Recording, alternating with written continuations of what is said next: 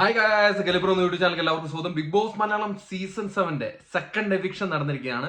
ഒരു shocking eviction ആണ്. നമ്മൾ ആരും പ്രതീക്ഷിക്കാതെ നമ്മുടെ ആരുടെയും ഒരു അൺഒഫീഷ്യൽ വോട്ടിംഗ് സ്റ്റാറ്റസിൽ പുറത്തു പോകുന്നു വിചാരിക്കാത്ത ഒരു മത്സരാർത്ഥിയാണ് ഇത്തവണ പുറത്തു പോയിരിക്കുന്നത്. അത് സൺഡേ ആണ് ടെലികാസ്റ്റ് ചെയ്യുന്നത്. ഇത് ശരിക്കും പറഞ്ഞ അൺഫെയർ എവിക്ഷൻ ആയിട്ടാണ് എനിക്ക് തോന്നിയത്. പ്രേക്ഷകരായ നിങ്ങൾക്ക് എന്താണ് തോന്നിയെന്ന് കൂടെ വീഡിയോയുടെ ഇടയിൽ കമന്റ് രേഖപ്പെടുത്തുക. അപ്പം സെക്കൻഡ് എവിക്ഷൻ, അതായത് ഡബിൾ എവിക്ഷൻ ആണ് നടന്നിരിക്കുന്നത്. ഫസ്റ്റ് എവിക്ഷൻ ഒനിയിൽ പോയിട്ടുണ്ട്.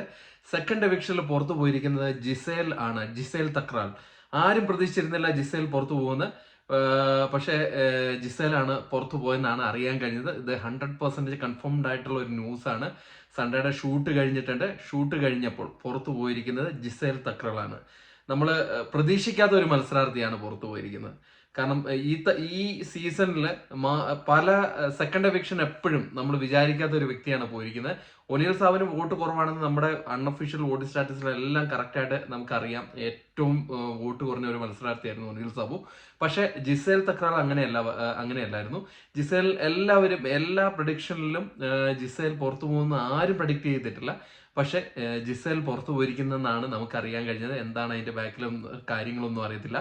എന്തായാലും ജിസേൽ പുറത്തു പോയിരിക്കുകയാണ്. അപ്പം ജിസേലിന്റെ എവിക്ഷൻ അത് സൺഡേയിലാണ് കാണിക്കുക. സാറ്റർഡേയിൽ ഒണീർ സാബുവിന്റെ എവിക്ഷൻ കാണിക്കും. സൺഡേയിലെ ജിസേൽ തക്രാറിന്റെയും.